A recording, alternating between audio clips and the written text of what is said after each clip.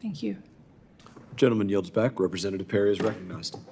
Thank you, Mr. Chairman. Secretary Hooker, over here. Sorry about that. The State Department's 75,000 employees, including 13,000 Foreign Service officers and 11,000 civil service staff, cost taxpayers over $16 billion annually in salaries and benefits. Yet evidence suggests that many of the employees advocate socialist or communist ideologies that clash with American values, or certainly any oath that any of the employees might take. A 2024 whistleblower report from the Bureau of European and Eurasian Affairs revealed diplomats praising collectivist policies in meeting with EU counterparts, undermining our free market stance. Are we going to continue funding a diplomatic corps that seems more aligned with Marx than Madison? And I'm serious about that. Like, what is the plan here? Does the department even recognize this as an issue?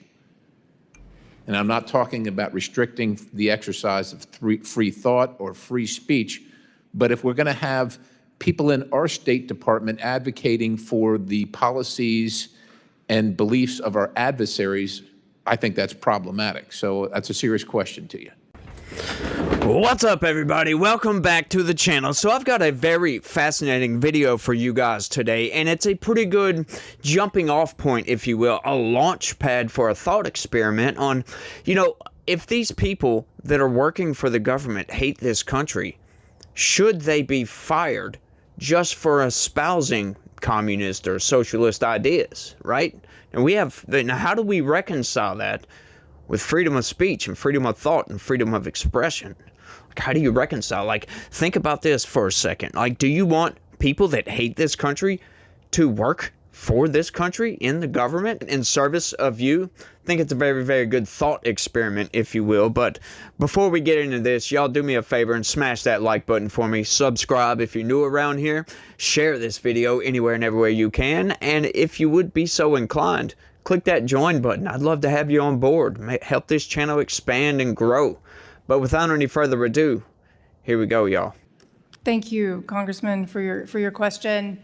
I'm just going to refer to the reorg for a moment, but Okay. it's in line with answering your question, and that is, as I've said, the reorganization is meant to bring the power over foreign policy back into the bureaus, but underneath senior bureau leadership that is aligned with this administration. And so under the leadership of not just myself, but the heads of those bureaus, and of course, Secretary Rubio, I'm confident that we'll be able to operate as a democracy and operate on these foreign policy objectives that the president has laid out. And I appreciate that. And again, we're not asking for fealty to an individual, but I think many of us are frustrated over time with the State Department that seems to be antithetical to the values of the country and the citizens it supports. And as an example here, the department's 2022 Equity Action Plan, costing $12 million last year, projected at $15 million for FY26, promotes DEI initiatives that prioritize identity over merit, mirroring socialist frameworks. A 2023 internal survey showed 62% of Foreign Service officers supported policies like wealth taxes or nationalized industries. Those ideas are just rejected by Americans. And furthermore, let's see here. Here's a true story. In 2024, a whistleblower in the Bureau of Democracy, Human Rights, and Labor revealed a clique of employees circulating a petition to soften sanctions on Cuba, citing humanitarian concerns while ignoring Havana's repression. The petition, signed by 22 staff members, was exposed by a Freedom of Information Act request. Again, we just prefer people that are loyal to the United States of America. I mean, Ana Montes is cooling her heels in a prison for being the most prolific operative working inside the United States of America, yet promoting Cuban communist policies. We simply can't have that. So I understand there's a reorganization going on, but if you can elucidate for us any of the policies in that reorganization that would kind of get a gauge on loyalty to the Constitution of the United States of America? For instance, do employees take an oath regarding their loyalty to the Constitution of the United States of America? Each employee of the Department of State takes an oath when they begin their service to the Constitution. I did too, when I started all right. on June 5th. And so, It's the same oath. and so if employees of the State Department then advocate for the Communist Party of Cuba, is that seen as a violation, or will that be seen moving forward as a violation of that oath?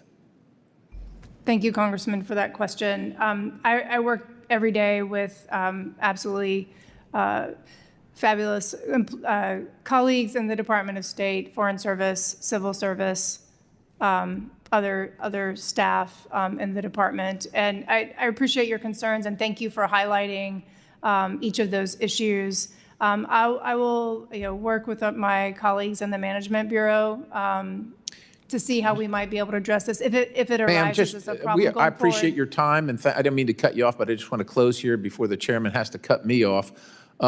We need a State Department that works in concert with the views of the Constitution of the United States of America and moves that agenda, the agenda of America, forward abroad. And we can't have employees, whether they're convicted of sedition or treason like Ana Montez was, or whether they're just expressing antithetical positions that help our enemies. We can't have them being the spokespersons and the policymakers for the United States of America, and there's got to be some repercussions for those kind of things in the Department of State. With that, I yield the balance. Okay, so she did everything she could to not answer that question outright. That's a tough question to answer right there, because, how do you reconcile freedom of speech, freedom of thought, freedom of expression with espousing communist views being antithetical to serving this nation, right? Like I was getting at the intro, do we want people working for our government that hate this country? I mean, how effective of a job will these people do if they hate this country, if they're trying to turn this country into something that it cannot be under our Constitution? It cannot go socialist. It cannot go communist. It cannot go any of those things, right? That is antithetical to what our Constitution states.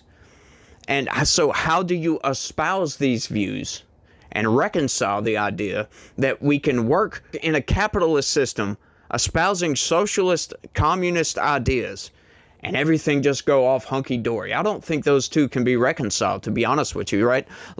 It's hard to reconcile the First Amendment with these ideas as well, because when you pledge loyalty to our Constitution, you're pledging loyalty to the country, right? That's essentially what you're doing in that.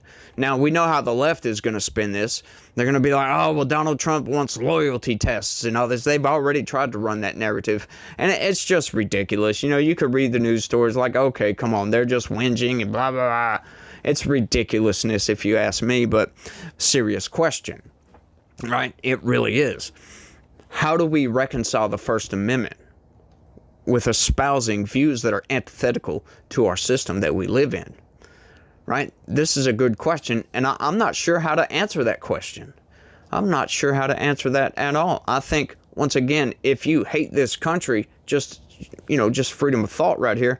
If you don't like this country, why the hell are you even here? Why don't you go to some other country and go live over there if you dislike this country so much? If it's so racist and bigoted and misogynist and all that other stuff, why are you still here? That's what I would love to say to some of these people, especially if somebody like that is working for our government. I don't think you can actually serve the people that you work for if you hate this country. And you look at a lot of people out there, they just will openly admit that they hate this country. Not necessarily people working for the government, but like those statistics he was bringing up, 62-something% of the foreign staff in the State Department were espousing communist views, socialist views, or views like, the wealth tax or whatever, and nationalizing industries. I mean, are you freaking kidding me on this? Nationalizing the industry? Central planning does not work. And that's essentially what that would be for specific industries, right? Sure, you let some of them flourish or whatever, but nationalizing an entire industry, 60-something%, that is absurdity incarnate. It really, really is, especially under our Constitution, under what freedom should be all about, right? That's another thing. Talking about reconciling freedom of speech with these socialist and communist views. Like, sure, you can espouse whatever the hell you want to, but hang on just a second. Under that communist utopia that you talk about, would you even have freedom of speech? So is it even a relevant talking point? Because under your view over here, you wouldn't have freedom of speech. So is that how we reconcile that? Getting these people out of the government?